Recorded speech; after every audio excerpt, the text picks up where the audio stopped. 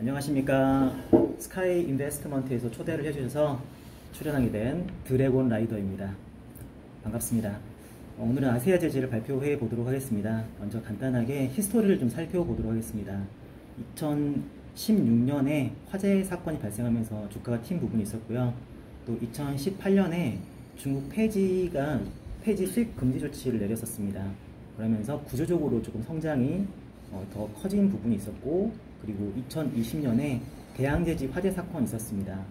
이런 부분들이 사실 PQC에 영향을 미치면서 이익에 많은 영향을 미칩니다. 먼저 2016년을 한번 간단하게 살펴보도록 하겠습니다. 2016년 보면은 실제 이익이 영업이익이 많이 뛴 것이 보입니다. 2015년에 비해서요. 바로 화재 때문에 아세아 제지에서 생산하는 양 자체가 늘게 되고요. 그리고 가격도 함께 늘어나면서 이익이 늘었던 것을 확인할 수가 있습니다. 그리고 2018년에는 사실 가장 많이 화제가 됐었던 사건입니다. 왜냐하면 이 기업의 이익에 어떤 산업 자체의 구조적인 변화를 초래하는 부분이었는데요. 중국에서 폐지를 수입 금지 조치를 내다 보니까 C 원가 자체가 많이 빠졌습니다. 원가가 빠지면서 이익이 급증하는 구간이 나왔었고요. 그리고 2020년도 마찬가지입니다. 우리는 화재 사건이 한번 발생하면은 아세아 제지의 생산량이 늘어난다는 것을 알 수 있었고요. 그러면서 이익이 오늘 더 커져야 되는데 이제 2020년 코로나 시기다 보니까 좀 부족한 부분이 있어서 이렇게 어쨌든 커지는 부분을 확인할 수가 있습니다. 그리고 그러면 2020년, 사실 22년 올해는 어떻게 될 거냐, 이 부분을 오늘 집중적으로 살펴보도록 하겠습니다. 발표 시작하겠습니다. 제가 아세아 제지에 관심을 갖게 된 이유는 뭐냐면, 이 기업이 사실은 시클리컬 성격이 강합니다.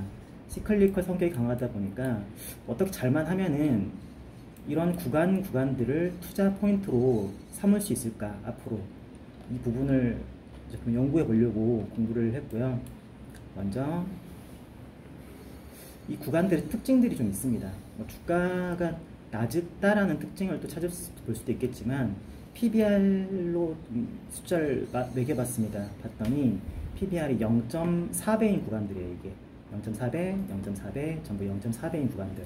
그러니까 사람들이 시장에서 아세아 제지가 0.4배 정도 되면은 좀 싸다라고 인식을 하는 것 같습니다. 좀 일반적인 통념인 것 같고요. 그리고 이렇게 주가 그래프랑 이제 PBR을 그려보니까 대체적으로 일치하는 것을 확인할 수가 있고, 이익을 따라가는, 결국 주가가 이익을 따라가구나 정도 확인할 수가 있었습니다. 사실 PBR 0.4배 구간이 되면은 하방을 좀 다져주는 역할을 한다라고 보면 될 수 있을 것 같고요. 그런데 이게 상방을 열어주는 또 엣지 포인트는 아니죠. 그래서 엣지 포인트가 뭐가 있을 수 있냐, 그 부분을 좀 살펴보도록 하겠습니다. 골판지 업체들의 특징이 이 판매량이 늘고는 있습니다. 늘고는 있지만 급증하진 않습니다. 지금 오른쪽에 지금 골판지 판매량을 보여주는 건데, 이 주황색 그래프거든요.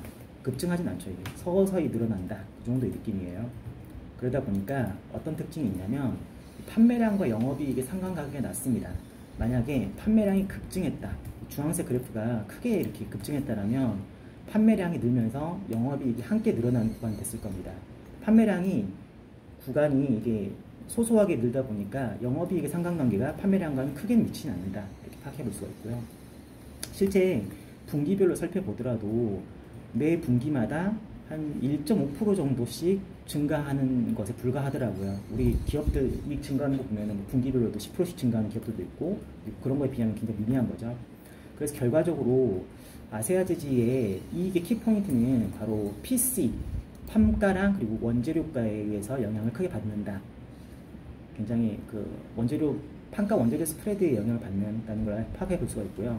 실제 그래프를 그려보면은 원지 판가입니다. 이게 원지에서 폐지 가격을 뺀 원지 폐지 스프레드고, 영업이익인데 두 개의 그래프 굉장히 일치하는 것을 파악해 볼 수 있습니다.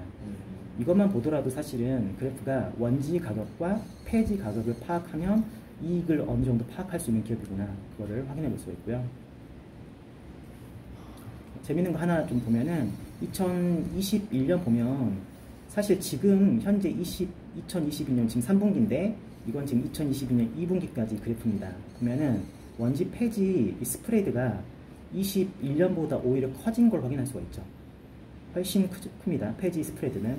하지만 이익은 21년 대비해서 그렇게 많이 커지진 않았습니다. 그 원인을 좀 살펴보도록 하겠습니다. 그 원인은 골판지 판매량이 줄었습니다. 2020년, 21년으로 가면서 우리는 코로나 시기를 맞이했고, 그러면서 골판지 판매가 굉장히 많았었죠. 그런데 이제 올해 들어들면서 이게 사실 리스크 요인일 수도 있는데, 작년 대비해서 YOY로 보면은 22년 1분기 보면은 골판지 판매량이 한 17% 가량 줄었습니다. 17%가 아니네요. 한 7%, 7에서 8% 될 겁니다. 그리고 2022년 2분기에는 YOY로 한 4% 정도 골판지 판매량이 줄었습니다. 3분기에도 줄어들 가능성이 크겠죠. 작년에 비해서는. 그래서 이 부분 좀 리스크 포인트로 가져가면 될 것 같고요. 그래서 이번에 제가 이익 추정을 좀 해본 게 골판지 판매량까지 함께 계산을 해서 이익 추정을 한번 해봤습니다. 해봤더니 실제 제가 2022년 2분기에 추정했던 값이 대체로 좀 이거랑은 비슷하게 나오긴 하더라고요. 그래서 아예 추정치가 틀리진 않을 거다, 크게 틀리진 않을 거다라고 생각하시면 될 것 같고요. 근데 또 하나 지금 변수가 하나 생긴 게 뭐냐면, 최근에 펄프지 가격이 크게 오르고 있습니다. 두 가지 원인이 있는데, 첫 번째는 유럽에서 골판지 업체들이 파업이 있었고, 또 우크라이나, 또 러시아 전쟁 사건이 발생하면서 수급 불안정이 발생하고 있습니다. 그래서 이번에 모델을 만들면서 이거 펄프 가격이 인상되는 부분을 반영해 넣어야겠다라고 생각을 했고요. 또 판매량이 감소하는 부분을 반영해서 넣어야겠다라고 생각을 했습니다. 근데 봤더니 골판지 업체에서 펄프가 한 30% 정도 사용되고요. 폐지가 한 70% 비율로 사용이 되고 있습니다. 이 부분을 계산에 넣었고요. 또 하나 이제 고려해 볼 게 뭐냐면, 이게 재미있는 기사인데, 올해 8월 1일자부터, 그러니까 3분기죠. 3분기에 두 번째 달부터 원지가 많이 인상이 됐습니다. 지금 6만원이 인상됐다라고 했는데, 원래 원지 가격이 한 60만원 했습니다. 그러니까 한 10% 정도 인상됐다라고 보면 됩니다. 그러니까 원지 폐지 스프레드에서 지금 원지 부분이 크게 뛸 거다라는 것을 파악해 볼 수가 있고요. 지금 이게 제가 판가 원재료 스프레드를 지금 다시 이제 그려본 건데요. 이게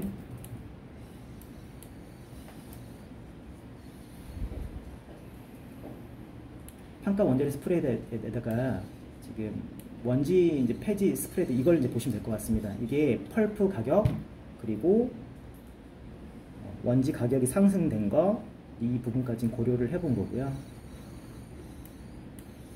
열어보겠습니다.